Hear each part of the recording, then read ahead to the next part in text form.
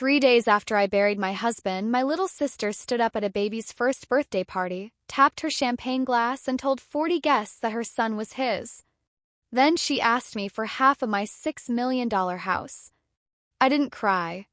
I didn't scream.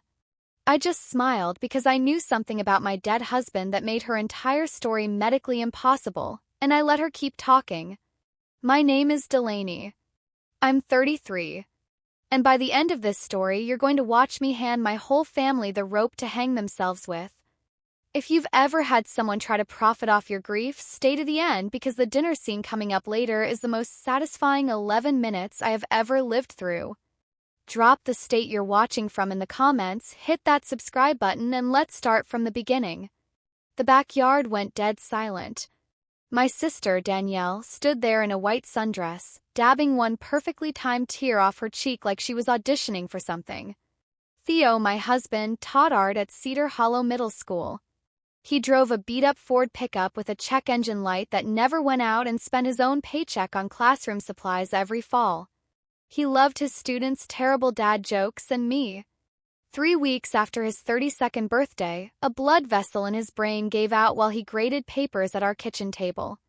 He was gone before the ambulance made it halfway down our street. I'd buried him 4 days earlier.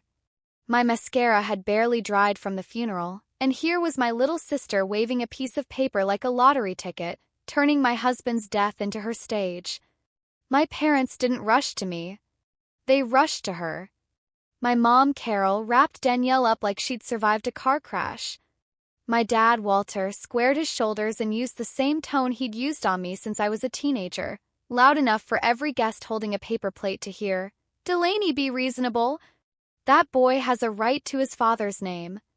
You can't hoard that whole house." My mom nodded along, rubbing Danielle's back. "You stage $6 million mansions for a living and live like a queen while your sister struggles.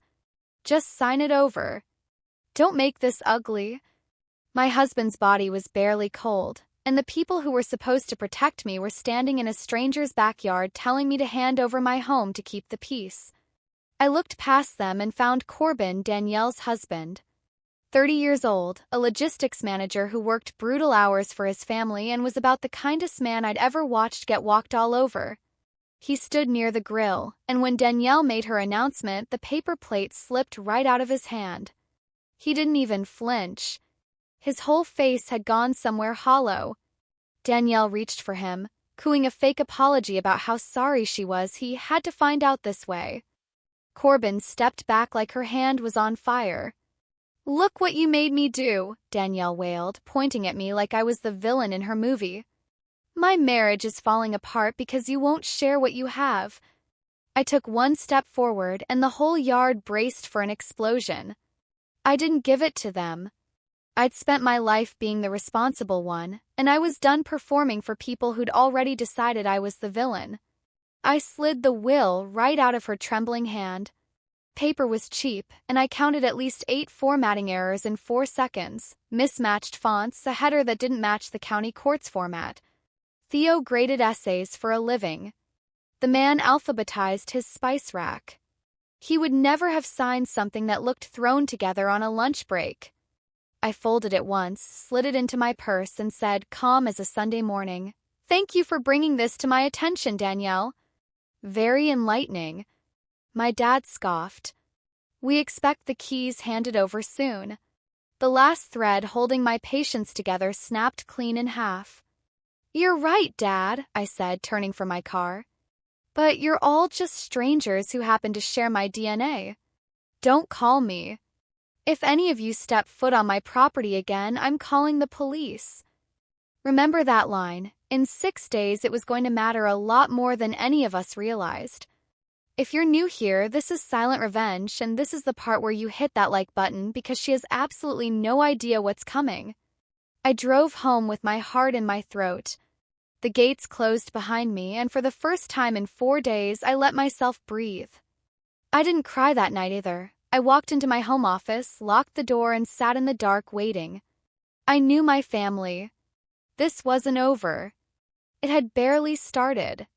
Took exactly 48 hours for the bomb to go off. Tuesday morning, my phone lit up so violently it nearly buzzed off the counter. I opened the first link with a knot already forming in my stomach. Danielle had posted a video, heavily filtered, sitting on her apartment floor clutching baby Mason to her chest. She cried beautifully for the camera, called Theo the love of her life, and painted a tragic star-crossed lover's fantasy that never happened one day in real life. Then she called me a cold, bitter, childless widow trying to throw my own nephew onto the street. Below the video sat a fundraiser titled, "Help a Fatherless Baby Survive His Cruel Aunt." It had already pulled in over $19,000 from strangers funding a lie. My parents shared it within the hour. My mom wrote a paragraph about failing to raise me with proper values. My dad said he was ashamed of our last name and tagged his golf buddies, asking them to donate. I made one mistake that day. I commented the truth, the $24,000 I'd quietly paid off Danielle's credit cards 8 years earlier, the car I bought her after she totaled Dad's while driving drunk, a decade spent as the family's unpaid emergency fund while I built my staging company, Havenwell Design Company, from nothing. I hit send. It didn't help. The internet doesn't care about receipts when there's a crying woman holding a baby. My comment just poured gasoline on the fire. The next morning I drove to my office like it was any other Wednesday. It wasn't. Turning onto Meridian Row, I found 32 people camped outside my building with handmade signs. Justice for Mason, boycott Havenwell. Danielle had tagged my business page, and her online army had shown up in the flesh. My assistant looked like she hadn't slept. 2 of my biggest clients had already emailed asking why there was a protest outside a building with my name on the lease. In luxury staging, your business runs entirely on reputation, and my family knew exactly where to aim. I hadn't even made it through my inbox when my office door banged open. My mom and dad walked straight past my assistant, ignoring her when she asked them to wait. My dad didn't say hello. He planted both hands on my desk hard enough to rattle the monitor. "You've humiliated this family enough," he said. "Sign the deed over today or I start making calls. I know exactly who your biggest clients are, Delaney. The Voss Group. The Hartley account. One phone call from me, and I tell them you're the woman trying to throw her dead husband's baby out on the street. Your business is done in this town. I'll make sure of it." My mom nodded along like he'd just quoted scripture. "This is for your own good," she said. "You're forcing our hand." I didn't argue. I didn't raise my voice. I reached over, picked up my phone off the desk, and turned the screen toward them just long enough for both of them to see the red recording icon and the timer already running. 11 minutes and change and counting. My dad's face went pale. "What are you doing?" "Recording a business meeting," I said evenly. "Which is legal here as long as one party consents. I'm the one party. You wouldn't dare use that against your own father." "Try me," I said, and picked up my desk phone to call building security. "You just threatened to destroy my company unless I hand over an asset I own. That's not a family disagreement, Dad. That's extortion." And I got it on tape. Security walked them out 10 minutes later. My dad didn't look back. My mom was already typing on her phone before the elevator doors closed. If you think that was the low point, keep watching because it gets so much worse before it gets better. That's when my assistant knocked again, paler than before. A man in a cheap gray suit walked past her and dropped a manila envelope on my keyboard. "You've been served," he said, and left before I could respond. The letterhead belonged to one of the most aggressive probate litigation firms in the state. Danielle hadn't just filed the fake will. She'd gotten an emergency judge's order freezing every personal account I had, checking and savings effective immediately, plus a temporary lien on my house, based on her sworn claim that I was a flight risk. My personal funds were gone. Locked. I couldn't buy coffee, let alone pay my staff. Before I could even process it, my phone buzzed again. Not a threat this time, but a text from Nora Ellis, my business partner and the closest thing I had to a sister who actually meant it. She caught the protest footage on the local news. "I'm coming down there right now," she wrote. Don't sign anything. Don't say anything to anyone. 15 minutes later, she was standing in my office doorway in sneakers and yesterday's blazer, 2 coffees in hand, glaring at the mess of legal paper on my desk like it had personally offended her. She didn't ask if I was okay. She pulled up a chair, sat down across from me, and said, "Walk me through exactly what these people think they're going to get away with." It was such a small thing, someone showing up without being asked and without wanting anything from me, but it was the first kind thing that had happened to me in 5 days. I told her everything. When I finished, Nora didn't tell me to be the bigger person or keep the peace. She just looked at me and said, "Good. Now let's make sure they regret ever underestimating you." My private line rang. My dad's name lit the screen. I picked up and let the silence sit there. "I assume you got the delivery," he said, glowing with satisfaction like the recording an hour earlier had never happened. "You left us no choice, Delaney. Sign the deed over by Friday and we call the lawyers off. Keep fighting and you lose everything. You're completely alone in this. Quick question, if your own parents threatened to burn your life down over a lie, would you have folded? Remember what I said next, because it's the only thing that saved me." "I'll review the paperwork," I told him, letting my voice crack just enough. "I need time." "Don't take too long," he warned and hung up. Instead of panic, something ice-cold and perfectly clear settled over me. They thought they'd cut off my air supply. They had no idea they'd just made everything so much worse for themselves.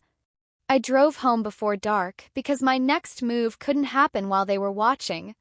What I didn't know was that a knock on my door at 2 in the morning was about to hand me the exact weapon I needed to end this. The rain started around midnight, hammering my living room windows while I sat wrapped in a blanket, running through every legal move I could think of. 2 a.m., the front gate buzzer screamed through the silent house. On the security screen, soaked to the bone, stood Corbin. A duffel bag hung off his shoulder like it weighed 1,000 pounds. I buzzed him in before I finished thinking about it. He walked into my foyer, dripping rainwater onto the floor, and the steady man I knew was just gone, replaced by someone hollowed out completely. He set the bag down with a heavy, wet thud. His whole life, packed in the middle of the night. We sat at my kitchen island in silence a long time before he finally spoke.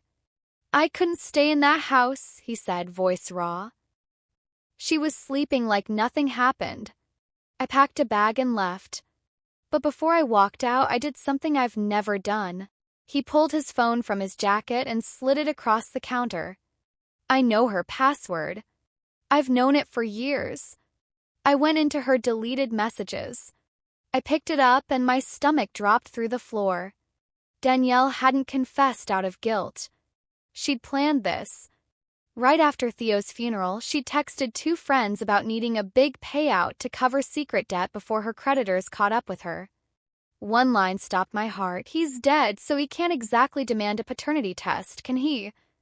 "They were laughing about it," Corbin said, his voice cracking into fury. "Making jokes about how rich she was about to be.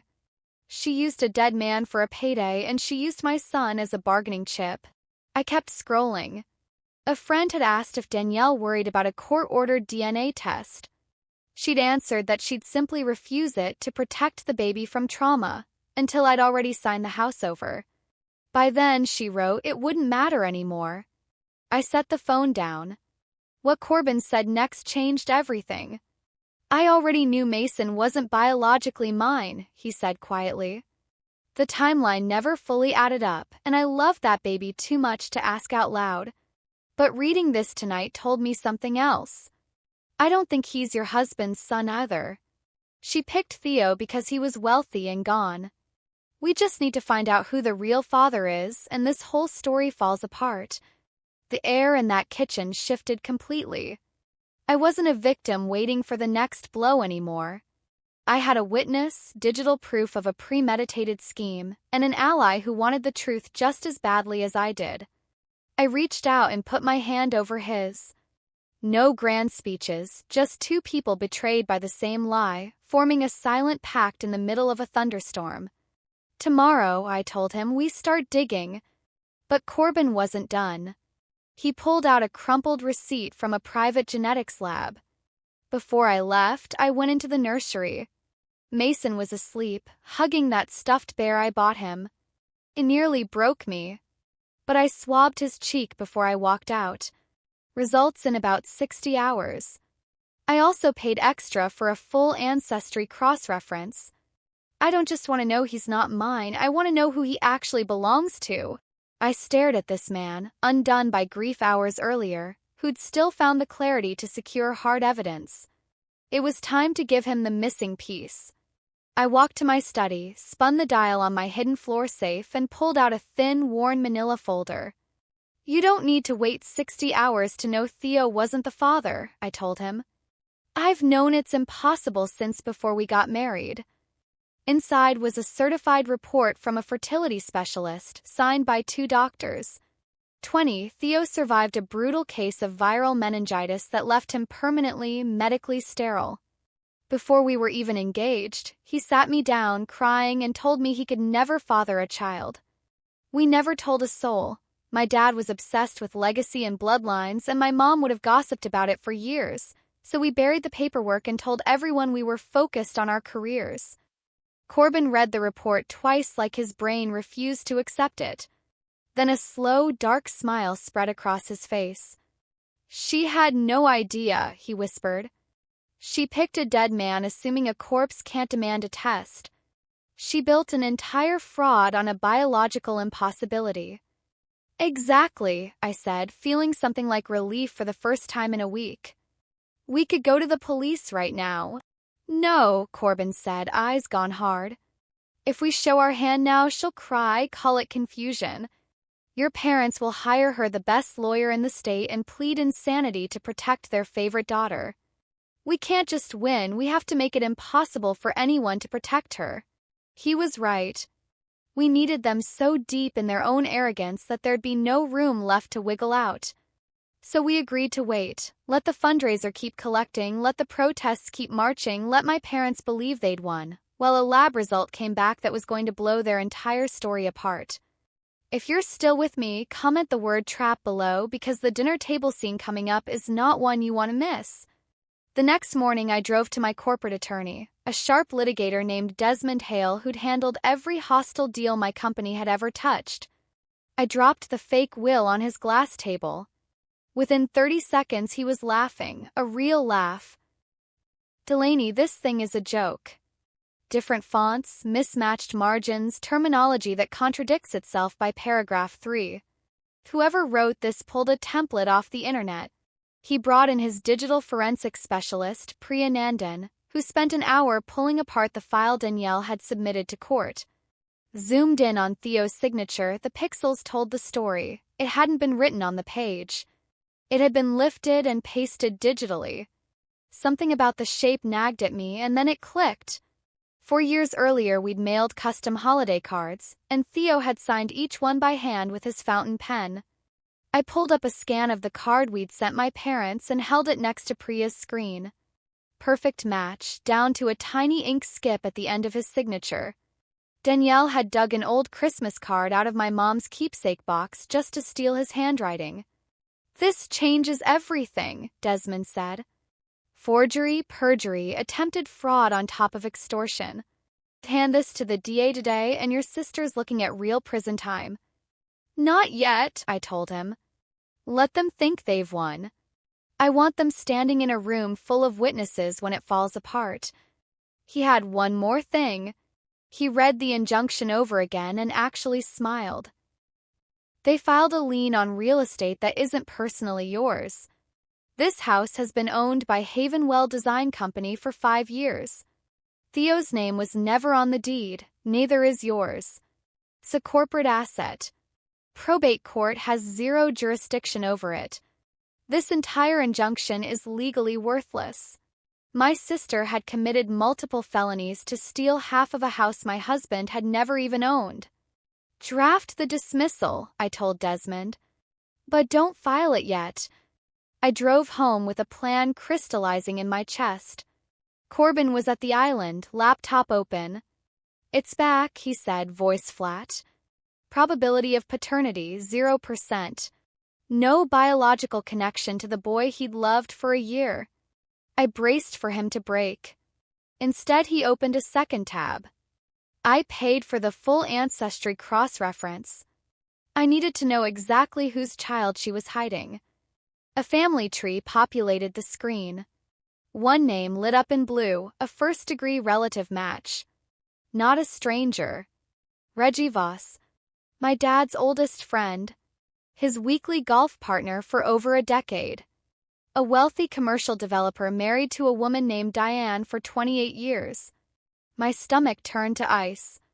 Danielle hadn't just cheated on Corbin. She'd been sleeping with our dad's best friend, and when Reggie refused to leave his marriage, she panicked and passed the baby off as Corbin's son to keep her lifestyle afloat.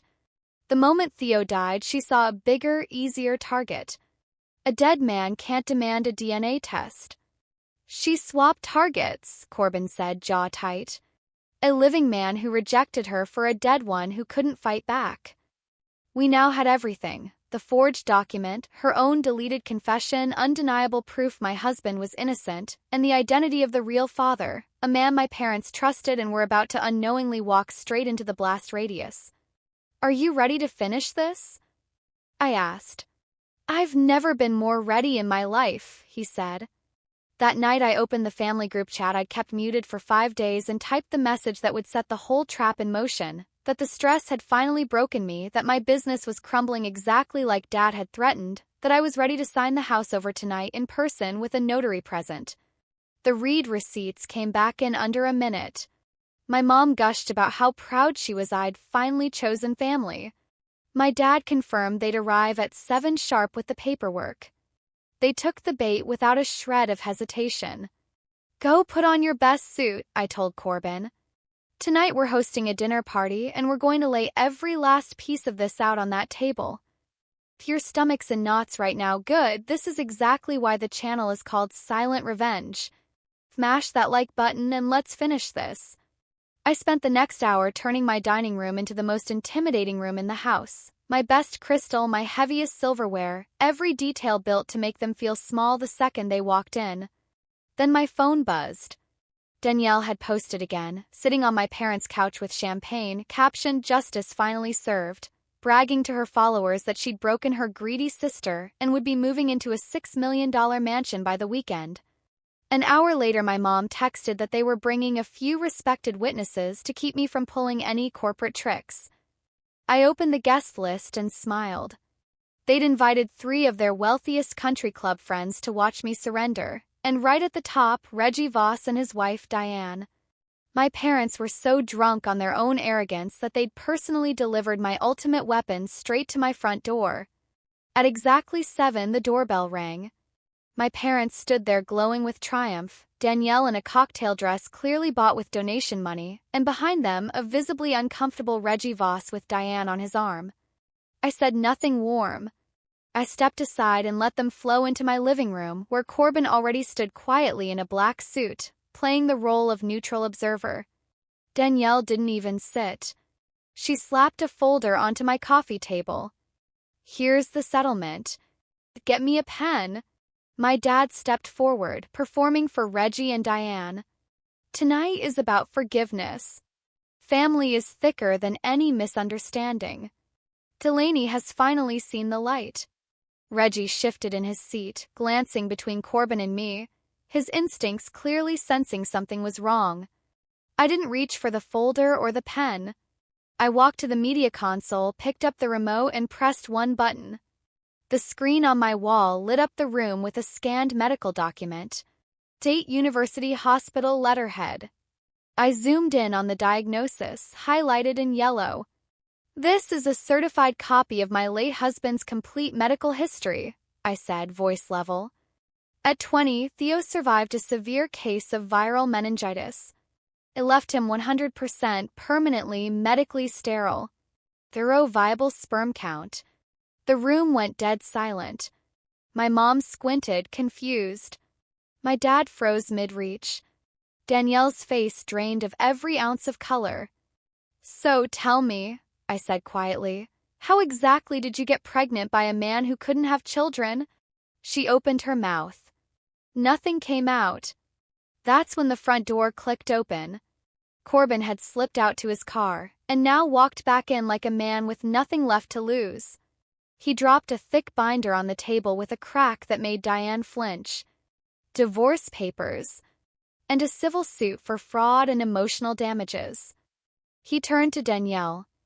You thought you'd trapped me in a fake life forever. I worked 80-hour weeks to give that baby a good home, and you lied to my face every single night. He pulled a folded paper from his jacket. Certified DNA report. 0% probability of paternity. I'm not that boy's father. And as Delaney just showed all of you, neither was her husband. My dad stammered, then who? Corbin turned, slow and deliberate, and looked directly at Reggie Voss. You don't have to look far, Walter. Ask the man who's been playing golf with you every Sunday for the last 10 years. Ask the man sitting on your couch right now. The silence that followed was the loudest thing I have ever heard in my life. Diane's polite confusion collapsed into horror. Reggie. Tell me this is a lie. Reggie said nothing. He closed his eyes and hung his head, and that silence was answer enough. Diane stood, and the crack of her palm across his face echoed through the whole room. You slept with a woman half your age, she said, voice shaking, and let her drag other people through the mud to hide it. That's when my dad lost it. 10 years of friendship, and his best friend had been sleeping with his daughter the whole time, letting him make a fool of himself trying to steal a house to cover it up. He grabbed Reggie by the collar and shoved him back against my fireplace. Furniture scraped. Diane shouted for him to stop but made no move to intervene. My mom collapsed onto the sofa, hyperventilating into her purse. Danielle dropped to her knees on the rug, sobbing genuinely for the first time all week. I didn't call security yet. I didn't say a word. I just watched my family come apart because the worst part hadn't happened yet. It ended when Diane shouted that Reggie was bleeding onto my rug. My dad let go, stumbling back, suddenly realizing how many witnesses had just watched him throw a punch. Danielle crawled toward Corbin, grabbing at his pant leg. Please. We can go to counseling. I'll delete every post. You can't leave me with nothing. He looked down at her like something he'd found on the bottom of his shoe. Don't touch me again, he said, and stepped out of her reach. She turned to me next, mascara streaked, kneeling like I owed her something. Delaney, please. Just sign it. Let me sell it and disappear. You're my sister. You're supposed to protect me. I actually laughed, quiet, sharp, without an ounce of mercy. My dad tried once more, jabbing a finger at me, demanding I end this charade and sign the deed. I let him finish, then walked to the media console, pulled out a heavy binder, and dropped it next to the fake will. Those are my corporate incorporation papers, I said. Filed 5 years ago. This house isn't mine, Dad. Never was. Belongs to Havenwell Design Company. You forged a legal document and filed it with a federal probate court to steal a house from a dead man who never even owned it. That's not a family dispute anymore. That's a federal crime. And you already handed me a recording of yourself threatening to destroy my business unless I gave you an asset. That's a second one. That's when the sirens hit. Red and blue light flooded through my windows. My father's face went the color of wet concrete. I told them, calm as ever, that while they'd been performing their little reconciliation speech, my legal team had already handed the DA everything. The extortion recording from my office, the forensic report, the DNA results, the whole story. Officers came through my front door. Danielle screamed and thrashed as they cuffed her, begging her father to save her. He didn't move a muscle. When the cuffs clicked around his own wrists a minute later, it was, without exaggeration, the most satisfying sound I have ever heard. Diane pulled her wedding ring off Reggie's bleeding hand and dropped it onto his chest before walking out with her head held high.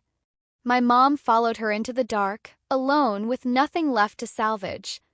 If you were sitting in that living room watching this unfold, would you have felt sorry for any of them? Let me know in the comments. The ending isn't over yet. Justice moved fast after that night. Danielle's lawyer took one look at the evidence and pushed a plea deal before it ever reached a jury. She got 6 years in federal prison for forgery and attempted fraud. My dad pled guilty to extortion and served 18 months. The followers who'd cried along with Danielle turned on her within hours, and the fundraiser was frozen before she ever saw a dime.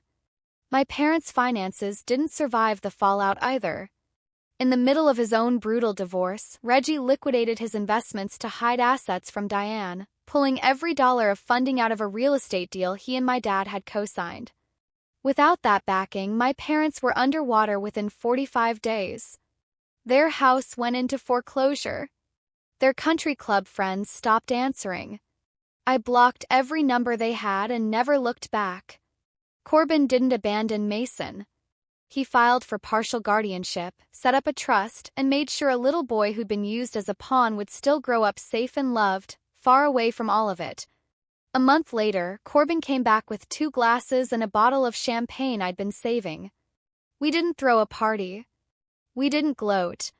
We stood in my kitchen and raised a quiet toast to a good man who had somehow protected me even after he was gone. I stepped out onto my balcony that night and looked over the city lights.